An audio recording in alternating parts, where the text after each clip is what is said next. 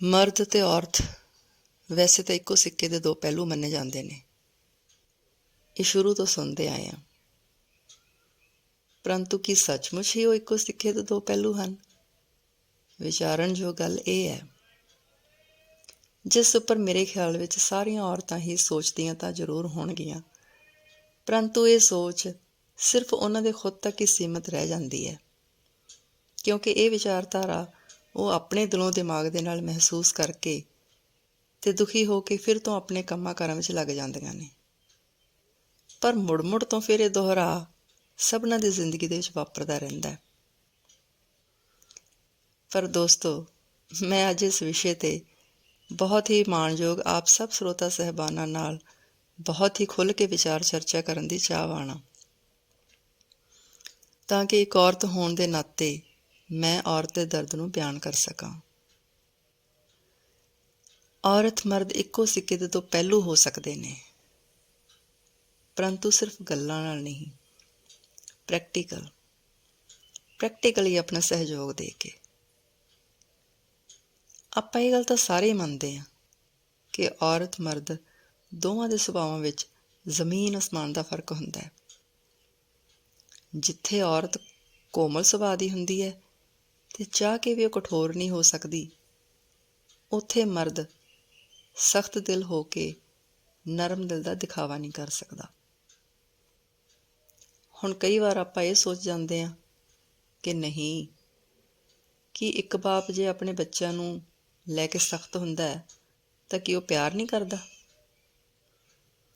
ਪਰ ਮੈਂ ਇੱਥੇ ਮਰਦ ਔਰਤ ਦੇ ਨਾਲ ਜੁੜੇ ਬਾਕੀ ਰਿਸ਼ਤਿਆਂ ਨੂੰ ਨਾ ਛੋਹ ਕੇ ਸਿਰਫ ਤੇ ਸਿਰਫ ਔਰਤ ਤੇ ਮਰਦ ਦੇ ਆਪਸੀ ਨਿੱਜੀ ਰਿਸ਼ਤੇ ਦੀ ਹੀ ਗੱਲ ਕਰ ਰਹੀ ਹਾਂ। ਬੇਸ਼ੱਕ ਔਰਤ ਅਤੇ ਮਰਦ ਦੋਵਾਂ ਵਿੱਚ ਕਦੀ ਕਠੋਰ ਤੇ ਕਦੀ ਨਰਮ ਦਿਲ ਹੋਣ ਦੇ ਪਲ ਸਹਿਜ ਸੁਭਾਅ ਕਦੀ ਚਲਦੀ ਜ਼ਿੰਦਗੀ ਦੇ ਵਿੱਚ ਆਉਂਦੇ ਨੇ, ਪਰ ਉਹਨਾਂ ਪਲਾਂ ਨੂੰ ਸਥਾਈ ਰੂਪ ਦੇ ਵਿੱਚ ਅਸੀਂ ਕਿਸੇ ਨੇ ਨਹੀਂ ਵੇਖਿਆ। ਅੱਜ ਕੱਲ੍ਹ ਜੇ ਆਪਾਂ ਔਰਤ ਅਤੇ ਮਰਦ ਦੇ ਨਜਾਇਜ਼ ਰਿਸ਼ਤੇ ਦੇ ਵਿਸ਼ੇ ਨੂੰ ਹੀ ਪਕੜ ਲਈਏ ਤਾਂ ਮੇਰੇ ਖਿਆਲ ਵਿੱਚ ਇਹ ਤਾਂ ਹੀ ਉਪਜਦੇ ਨੇ ਕਿਉਂਕਿ ਇਹ ਦੋਵੇਂ ਹੀ ਆਪਸੀ ਨਿੱਜੀ ਰਿਸ਼ਤੇ ਨੂੰ ਸੰਵਾਰਨ ਵਿੱਚ ਕਿਤੇ ਗਲਤੀ ਕਰ ਰਹੇ ਹੁੰਦੇ ਨੇ, ਜਿਸ ਨੂੰ ਬਹੁਤ ਹੀ ਬਰੀਕੀ ਨਾਲ ਸਮਝਣ ਦੀ ਲੋੜ ਹੈ। ਜੇ ਦੋਵੇਂ ਹੀ ਇੱਕ ਦੂਜੇ ਦੀਆਂ ਭਾਵਨਾਵਾਂ ਨੂੰ ਸਮਝਣਗੇ ਤਾਂ ਹੀ ਇਹ ਰਿਸ਼ਤਾ ਸੋਹਣਾ ਰੂਪ ਅਖਤਿਆਰ ਕਰ ਪਾਉਂਦਾ ਹੈ, ਨਹੀਂ ਤਾਂ ਨਰਕ ਬਣਦਿਆਂ ਦੇਰ ਨਹੀਂ ਲੱਗਦੀ। ਔਰਤ ਤੇ ਮਰਦ ਕਿਉਂ ਇੱਕ ਦੂਜੇ ਦੀ ਜ਼ਿੰਦਗੀ ਵਿੱਚ ਸ਼ਾਮਿਲ ਹੋ ਕੇ ਵੀ ਅੱਡ ਹੁੰਦੇ ਨੇ? ਕਿਉਂ ਉਹਨਾਂ ਨੂੰ ਕਿਸੇ ਤੀਜੇ ਕੋਲੋਂ ਜ਼ਿਆਦਾ ਸਕੂਨ ਮਿਲੇਗਾ, ਇਸ ਦੀ ਚਾਹਤ ਹੁੰਦੀ ਹੈ।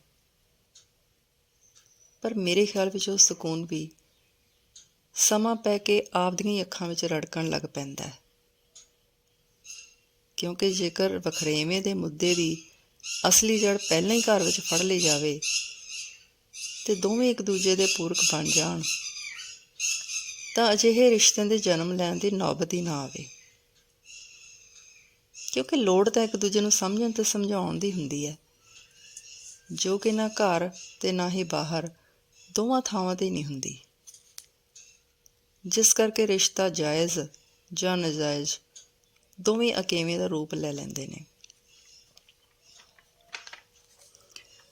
ਔਰਤ ਹਮੇਸ਼ਾ ਆਪਣੇ ਦਿਮਾਗ ਤੋਂ ਨਹੀਂ ਸਗੋਂ ਦਿਲ ਤੋਂ ਕੰਮ ਲੈਂਦੀ ਹੈ, ਜਿਸ ਕਾਰਨ ਉਹ ਮਰਦ ਨਾਲੋਂ ਆਪਣੇ ਆਪ ਨੂੰ ਜ਼ਿਆਦਾ ਦੁਖੀ ਸਮਝਦੀ ਹੈ।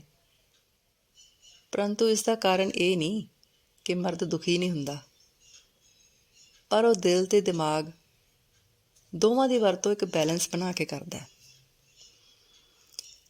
ਇਸ ਲਈ ਉਹ ਜਲਦੀ ਹੀ ਖੁਦ ਨੂੰ ਅਜਿਹੇ ਕਿਸੇ ਵੀ ਦੁੱਖ ਦੇ ਵਿੱਚੋਂ ਕੱਢ ਲੈਂਦਾ ਹੈ। ਪਰ ਇੱਥੇ ਇੱਕ ਗੱਲ ਇਹ ਵੀ ਹੈ ਕਿ ਮਜ਼ਬੂਤ ਮਾਨਸਿਕਤਾ ਵਾਲੇ ਮਰਦ ਹੀ ਸਿਰਫ ਅਜਿਹੇ ਹਾਲਾਤਾਂ ਵਿੱਚੋਂ ਉੱਭਰ ਪਾਉਂਦੇ ਨੇ। ਕਮਜ਼ੋਰ ਮਾਨਸਿਕਤਾ ਨਾਲ ਘਿਰੇ ਮਰਦ ਕਿਸੇ ਨਸ਼ੇ ਜਾਂ ਫਿਰ ਗੈਰ ਔਰਤ ਦਾ ਸਹਾਰਾ ਲੈਂਦੇ ਨੇ, ਤੇ ਇਸੇ ਤਰ੍ਹਾਂ ਹੀ ਕਮਜ਼ੋਰ ਤੇ ਬਿਮਾਰ ਮਾਨਸਿਕਤਾ ਦੀਆਂ ਸ਼ਿਕਾਰ ਔਰਤਾਂ ਜਾਂ ਤਾਂ ਦੁਖੀ ਰਹਿ ਕੇ ਮਾਨਸਿਕ ਰੋਗ ਜਾਂ ਫਿਰ ਕਿਸੇ ਸਰੀਰਕ ਰੋਗ ਦੇ ਵਿੱਚ ਘਿਰ ਜਾਂਦੀਆਂ ਹਨ, ਤੇ ਜਾਂ ਫਿਰ ਉਹ ਵੀ ਕੋਈ ਗਲਤ ਰਸਤਾ ਅਖਤਿਆਰ ਕਰ ਲੈਂਦੀਆਂ ਨੇ। ਜਿਵੇਂ ਕਿਹਾ ਜਾਂਦਾ ਹੀ ਨਹੀਂ, ਹੁਣ ਤਾਂ ਅੱਜ ਦੇ ਯੁੱਗ ਵਿੱਚ ਤਾਂ ਇਹ ਆਪਾਂ ਸਭਨਾਂ ਨੂੰ ਵੇਖਣ ਨੂੰ ਮਿਲਦਾ ਹੈ ਕਿ ਮਨੁੱਖ ਦਾ ਕੋਈ ਇੱਕ ਨਹੀਂ, ਸਗੋਂ ਕਈ ਰੂਪ ਵੇਖਣ ਨੂੰ ਮਿਲਦੇ ਨੇ। ਵੇਖ ਲਓ, ਹਰ ਮਨੁੱਖ ਦੇ ਇੱਕ ਤੋਂ ਵੱਧ ਮੁਖੌਟੇ ਨੇ। ਖੁਦ ਹੀ ਜਾਂਚ ਲੈਂਦੇ ਹਾਂ ਆਪਾਂ। ਉਦਾਹਰਨ ਦੇ ਤੌਰ 'ਤੇ ਘਰ ਦੇ ਵਿੱਚ ਮਨੁੱਖ ਦਾ ਰੂਪ ਹੋਰ ਹੁੰਦਾ ਹੈ। ਘਰ ਦੇ ਜੁੜੇ ਹਰ ਰਿਸ਼ਤੇ ਲਈ ਵੱਖੋ ਵੱਖਰਾ ਰੂਪ। ਘਰ ਤੋਂ ਬਾਹਰ ਜਿਵੇਂ ਜਿਵੇਂ ਉਸਦੇ ਸੰਪਰਕ ਦੇ ਵਿੱਚ ਜਿਹੋ ਜਿਹੇ ਮਨੁੱਖ ਆਉਂਦੇ ਜਾਣਗੇ, ਉਸੇ ਤਰ੍ਹਾਂ ਦਾ ਉਸਦਾ ਵਰਤਾਓ ਉਸਦੇ ਸੁਭਾਅ ਦੇ ਵਿੱਚ ਸ਼ਾਮਲ ਹੁੰਦਾ ਜਾਵੇਗਾ। ਸੋ ਅੱਜ ਲੋੜ ਹੈ ਆਪਾਂ ਸਾਰਿਆਂ ਨੂੰ ਆਪਣਾ ਇੱਕ ਹੀ ਸ਼ੁੱਧ 100% ਅੰਦਰੋਂ ਬਾਹਰੋਂ ਅਸਲੀ ਰੂਪ ਰੱਖਣ ਦੀ। ਹੁਣ ਆਪ ਜੀ ਦਾ ਸਵਾਲ ਹੋਵੇਗਾ ਕਿ ਅਸੀਂ ਤਾਂ ਬਣ ਜਾਵਾਂਗੇ 100%, ਪਰ ਅਗਲਾ ਅੱਗੋਂ ਅਜਿਹਾ ਨਾ ਟੱਕਰਿਆ ਫਿਰ। ਤਾਂ ਹੀ ਤਾਂ ਮੈਂ ਕਿਹਾ ਅੱਜ ਸਾਰਿਆਂ ਨੂੰ ਬਦਲਣ ਦੀ ਲੋੜ ਹੈ। ਕਿਉਂਕਿ ਜੇ ਇਹ ਸੋਚ ਬਣ ਜਾਵੇ ਨਾ ਕਿ ਮੈਂ ਪਹਿਲਾਂ ਖੁਦ ਨੂੰ ਬਦਲਣਾ ਹੈ ਅਤੇ ਮੈਨੂੰ ਦੇਖ ਕੇ ਦੂਸਰਾ ਖੁਦ ਬ ਖੁਦ ਬਦਲ ਜਾਵੇਗਾ, ਤਾਂ ਸਮਾਜਿਕ ਤਬਦੀਲੀ ਵੀ ਜ਼ਰੂਰ ਆਵੇਗੀ। ਪਰ ਜਦੋਂ ਇੱਕ ਬਦਲਦਾ ਹੈ, ਇੱਕ ਇਨਸਾਨ ਦੇ ਬਦਲਣ 'ਤੇ ਉਸਨੂੰ ਬਦਲੇ ਦੇ ਵਿੱਚ ਉਲਟ ਰਿਸਪੌਂਸ ਮਿਲਦਾ ਹੈ, ਤਾਂ ਬਹੁਤ ਘੱਟ ਗਿਣਤੀ ਰਹਿ ਜਾਂਦੀ ਹੈ ਅਸਲੀ ਸ਼ੁੱਧਤਾ ਦੀ। ਜਿਸ ਕਰਕੇ ਅੱਜ ਸਮਾਜ ਦਾ ਵਾਤਾਵਰਣ ਗੰਧਲਾ ਹੋ ਚੁੱਕਾ ਹੈ। ਸੋ ਲੋੜ ਹੈ ਘਰ ਤੋਂ ਸ਼ੁਰੂ ਕਰਨ ਦੀ। ਜਿਸ ਦਿਨ ਅਸੀਂ ਘਰ ਦੇ ਵਿੱਚ 100% ਇੱਕ ਦੂਜੇ ਨੂੰ ਪਿਓਰਿਟੀ ਅਤੇ ਲੋਇਲਟੀ ਦੇਣੀ ਸ਼ੁਰੂ ਕਰ ਦਿੱਤੀ ਨਾ, ਉਦੋਂ ਦੂਸ਼ਿਤ ਸਮਾਜਿਕ ਵਾਤਾਵਰਣ ਖੁਦ ਬ ਖੁਦ ਹੀ ਸ਼ੁੱਧ ਹੋ ਜਾਵੇਗਾ। ਅਸਲ ਵਿੱਚ ਔਰਤ ਅਤੇ ਮਰਦ ਦੇ ਵਖਰੇਵੇਂ ਮੁੱਢ ਕਦੀਮੋਂ ਹੀ ਕੁਝ ਤਾਂ ਕੁਦਰਤੀ ਗੁਣਾਂ ਕਰਕੇ ਹੀ ਚੱਲਦੇ ਆ ਰਹੇ ਹਨ, ਅਤੇ ਕੁਝ ਕੁ ਦੇ ਕਾਰਨ ਖੁਦ ਮਨੁੱਖ ਹੈ। ਮਨੁੱਖ ਨੂੰ ਜਦੋਂ ਖੁਦ ਬਾਰੇ ਅਸਲੀ ਗਿਆਨ ਹੋ ਜਾਂਦਾ ਹੈ, ਤਾਂ ਇਸ ਚਾਨਣ ਦੇ ਨਾਲੋਂ ਪਹਿਲਾਂ ਆਪਣੇ ਜੀਵਨ ਵਿੱਚ ਆਪਣੇ ਘਰ ਦਾ ਹਨੇਰਾ ਦੂਰ ਕਰਦਾ ਹੈ, ਅਤੇ ਫਿਰ ਆਟੋਮੈਟਿਕ ਹੀ ਪੂਰੀ ਦੁਨੀਆ ਨੂੰ ਰੁਸ਼ਨਾਉਣ ਦੇ ਵਿੱਚ ਵੀ ਕਾਮਯਾਬ ਹੋ ਜਾਂਦਾ ਹੈ। ਕਿਉਂਕਿ ਹਰ ਘਰ ਦੇ ਵਿੱਚ ਇੱਕ ਬੱਚਾ ਜਨਮ ਲੈਂਦਾ ਹੈ, ਅਤੇ ਦੋਵੇਂ ਵਿਪਰੀਤ ਲਿੰਗਾਂ ਨਾਲ,